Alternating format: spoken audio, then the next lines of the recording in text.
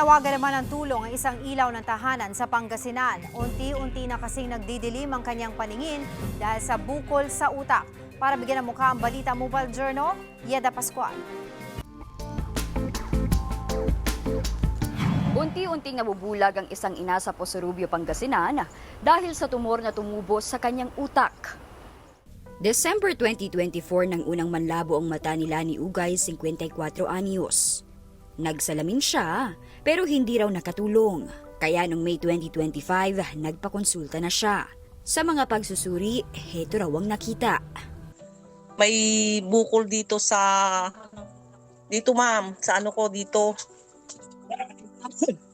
Baba ng utak ma'am. Naiipit po yung isang ugat dito sa kaliwa.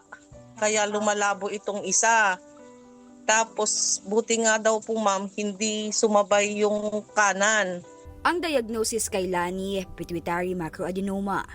Isang bukol sa utak na pwedeng pumigas sa nerve ng mata. Kapag hindi naagapan, pwede itong magdulot ng pagkalabo ng paningin hanggang sa posibleng pagkabulag. Pakiramdam nga raw ni Lani, may tumutusok sa kanyang mata at madalas itong mamula. Lagi ring sumasakit ang kanyang ulo at nagsusuka pa siya. Sinabihan siya ng doktor na kailangan niya ng maoperahan sa lalong madaling panahon, kaya ni-refer siya sa ibang ospital. It's private ma'am. Hindi naman kaya namin ng ma'am. Bayad doon ma'am. Pinababayaran sa akin 93,000. Yung 93,000 na yun ma'am, gamit lang ma'am. Ay dok, wala po kaming hawak na ganun. Ngayon lang po, ipamasahe lang namin ang hawak ko. Sabi ko noon ma'am. Sabi nila, ASAP.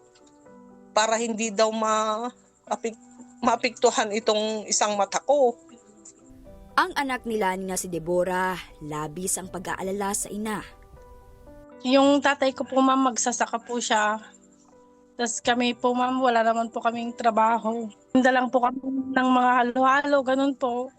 Kasi hihirapan din po kami na nakikita po siya hanggang yan.